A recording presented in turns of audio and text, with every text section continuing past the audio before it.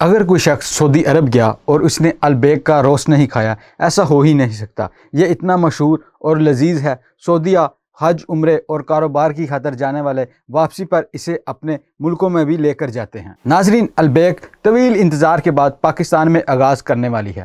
پاکستان آئے food chain کے حکام اور gas and oil Pakistan limited (GO) کے درمیان مفاہمت کی ایک یادداشت پر دستخط کیے گئے ہیں۔ سعودی وزیر سرمایہ کاری شیخ خالد بن عبدالعزیز الفلاح کی قیادت میں پاکستان کے دورے پر آئے 130 سعودی سرمایہ کاروں میں البیک فوڈ سسٹم کے چیف ایگزیکٹو آفیسر اور ارامکو کے اعلیٰ عہدیدار رامی ابو غزالہ بھی شامل ہیں، جنہوں نے پاکستان کے صحافیوں سے گفتگو کرتے ہوئے بتایا کہ پاکستانی کمپنی گو پیٹرولیم کے ساتھ انہوں نے مفاہمت کی یادداشت پر دستخط کیے ہیں اور اس حوالے سے ابتدائی بزنس اسٹڈی کا مرحلہ شروع ہو گیا ہے۔ انہوں نے بتایا کہ البیک کے حوالے سے فیزیبلٹی اسٹڈی مکمل ہو چکی ہے اور امید ہے اگلے سال تک البیک کا فرائی چکن پاکستان میں دستیاب ہوگا۔ ان کا کہنا تھا کہ نہ صرف سعودی ارامکو کے پیٹرول پمپس پر البیک آؤٹ لیٹ کھلیں گی، بلکہ پاکستان بھر میں ریسٹورنٹ کھولنے کا منصوبہ بنایا گیا ہے۔ جدہ میں 1974 میں قائم ہونے والا البیک چرگے کے لیے مشہور ہے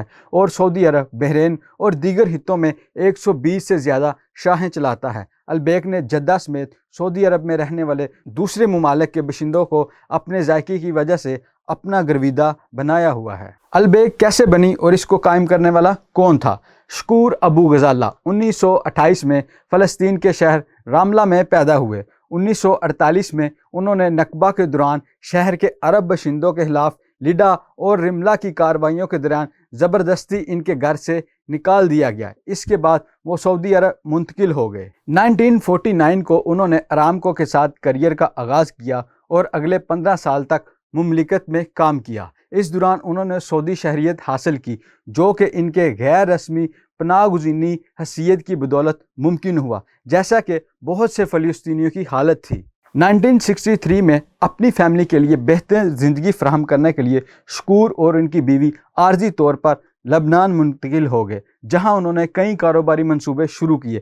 1965 تک انہوں نے ایک اچھی خاصی دولت جمع کر لی تھی، لیکن انہیں ایک بڑی پریشانی کا سامنا کرنا پڑا جب جس بینک میں انہوں نے اپنی رقم رکھی تھی وہ دیوالیہ ہو گیا، جس کے نتیجے میں ان کی بچت ضائع ہو گئی۔ سعودی عرب واپس آ کر کاروباری راستے پر چلتے ہوئے شکور نے تیز رفتار کھانے کی دکانوں کی کمی محسوس کی اور اپنی بیوی کی مدد سے ایک چھوٹا سا فاسٹ فوڈ ریسٹورنٹ کھولا۔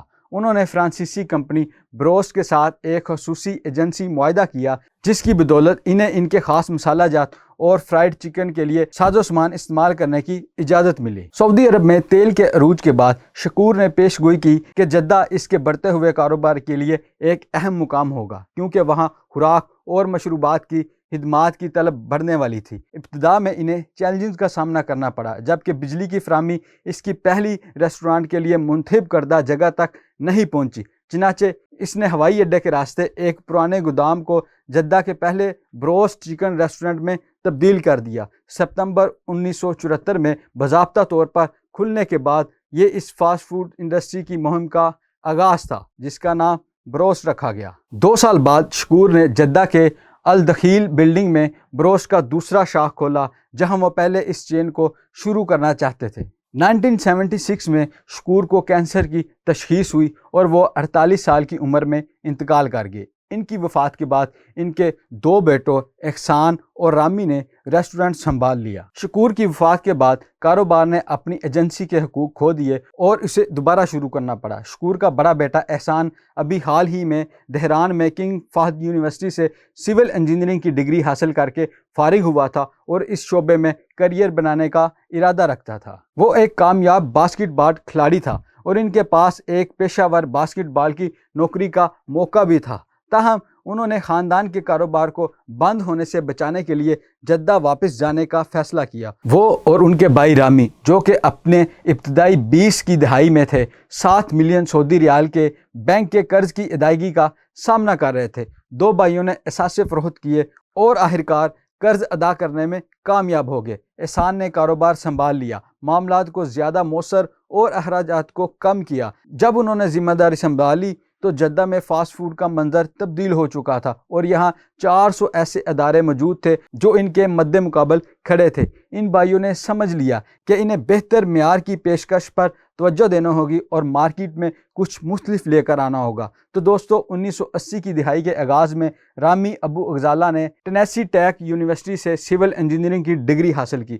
انہوں نے فورا جدہ واپس آ کر کاروبار میں شمولیت اختیار کی۔ انجینئر کی حیثیت سے تربیت حاصل کرنے والے دونوں بھائیوں کو فوڈ انڈسٹری میں بہت کم معلومات تھی، جسے انہیں بالکل نئے سرے سے سیکھنا پڑا۔ رامی نے مختلف کاموں جیسے کھانا پکانے، گاہکوں کی خدمت کرنے اور صفائی کرنے کا کام سنبھالا۔ اس دوران احسان نے پیرس جا کر فوڈ ٹیکنالوجی کا مطالعہ کیا۔ 1984 میں فرانس سے واپسی پر انہوں نے کاروبار کا مشہور 8 رازدار مصالحوں اور جڑی بوٹیوں کا نسخہ تیار کیا۔ دونوں بھائیوں نے اگلے 3 سال ہر شام طویل گھنٹے صرف کرتے ہوئے اس رازدار نسخے کی تیاری کی، جسے ایک نامعلوم جگہ پر تیار کر کے مرکزی کچن میں لے جایا جاتا تھا۔ وقت کے ساتھ کاروبار توسیع ہونے لگا۔ 1988 سے شروع ہونے والے حج کے موسم کے دوران مقدس مقام منی میں زائرین کی خدمت کی اور 1990 میں مکہ میں اپنی پہلی شاخ کھولی۔ سن 2001 میں البیک نے